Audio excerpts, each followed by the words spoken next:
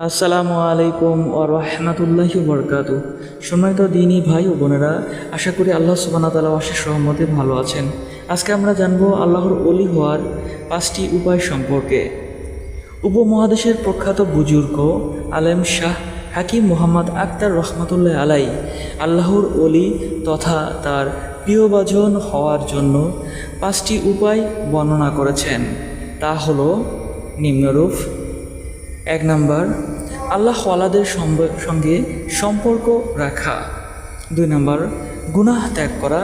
3 number, গুনাহের উপকরণ ত্যাগ করা। 4 নাম্বার, নিয়মিত আল্লাহর জিকির করা। 5 নাম্বার, সুন্নত অনুসারে চলা। কোরআন ও সুন্নাহের আলোকে 5টি বিষয়ের গুরুত্ব তুলে ধরা হলো নিম্নে। 1 নম্বর হলো আল্লাহর ওলির সঙ্গে সম্পর্ক রাখা। ভালো মানুষের সঙ্গ মানুষকে ভালো কাজে উদ্বুদ্ধ করে এবং মন্দ মানুষের সঙ্গ মানুষকে মন্দ কাজে প্ররোচিত করে। পবিত্র কোরআনে ইরশাদ হয়েছে, হে মুমিনরা, তোমরা আল্লাহ সুবহানাহু ওয়া তাআলাকে ভয় করো এবং সত্যবাদীদের সঙ্গে থাকো। সূরা তাওবা আয়াত নাম্বার 119। 2 নাম্বার হলো গুনাহ ত্যাগ করা। গুনাহ ও পাপ হলো অন্ধকার স্বরূপ। যখন মানুষ কোনো পাপ করে তার অন্তরে অন্ধকার ছড়িয়ে পড়ে, নাউজুবিল্লাহ, এমনকি এক পর্যায়ে তা অন্ধকারে আচ্ছন্ন হয়ে যায়। পবিত্র কোরআনে গুনাহের ভয়াবহতা তুলে ধরে ইরশাদ হয়েছে, আর কেউ আল্লাহ ও তার রাসূলের অবাধ্য হলে এবং তার নির্ধারিত সীমা লঙ্ঘন করলে তিনি তাকে অগ্নিতে নিক্ষেপ করবেন। সেখানে সে স্থায়ী হবে এবং তার জন্য লাঞ্ছনাদায়ক শাস্তি রয়েছে। সূরা নিসা আয়াত নাম্বার 14। নাউজুবিল্লাহ। 3 নাম্বার হলো গুনাহের উপকরণ ত্যাগ করা। মুমিন বান্দার জন্য গুনাহ ও গুনাহের উপকরণ উভয়টি ত্যাগ করা ফরজ।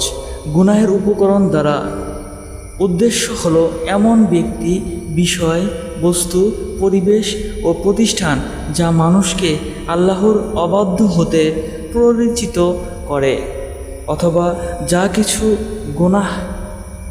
গুনাহের কারণে হয়। 4 নাম্বার, নিয়মিত আল্লাহর জিকির করা। জিকির অর্থ স্মরণ করা। তাসাউফের পরিভাষায় জিকির হলো আল্লাহর তসবিহ পাঠের এমন অনুশীলন যা বান্দার অন্তরে আল্লাহর স্মরণকে সর্বদা জাগ্রত রাখে। আল্লাহর জিকির বান্দাকে আল্লাহর নিকটবর্তী করে দেয়। সুবহানাল্লাহ।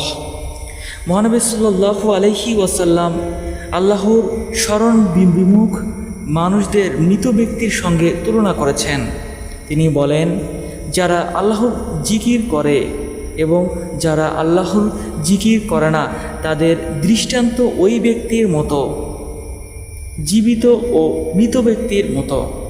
সহিহ বুখারী শরীফের হাদিস নাম্বার 6407 নাম্বার। 5 নাম্বার, সুন্নতের অনুসরণ করা। আল্লাহর ভালোবাসা লাভের অন্যতম শর্ত হলো আল্লাহর রাসূল সাল্লাল্লাহু আলাইহি ওয়াসাল্লামের সুন্নাত অনুসরণ করা। বুজুর্গ আলেমেরা বলেন, আল্লাহর দরবারে কোনো আমল কবুল হওয়ার অন্যতম শর্ত হলো তা রাসূলের সুন্নত মোতাবেক হওয়া। কেননা আল্লাহ তার রাসূলের আনুগত্য করার নির্দেশ দিয়েছেন। ইরশাদ হয়েছে, আল্লাহ সুবহানাহু ওয়া তাআলা বলেন, হে মুমিনরা, যদি তোমরা আল্লাহ ও আখিরাতে বিশ্বাস করো তবে তোমরা আনুগত্য করো। আল্লাহর আনুগত্য করো, রাসূলের আনুগত্য করো এবং তাদের যারা তোমাদের মধ্যে ক্ষমতার অধিকারী। সূরা নিসা আয়াত নাম্বার 19। এরকম আরও ইসলামিক ভিডিও পেতে আমাদের এই ইসলামিক চ্যানেলটিকে সাবস্ক্রাইব করতে পারেন। আসসালামু আলাইকুম ওয়া রাহমাতুল্লাহ।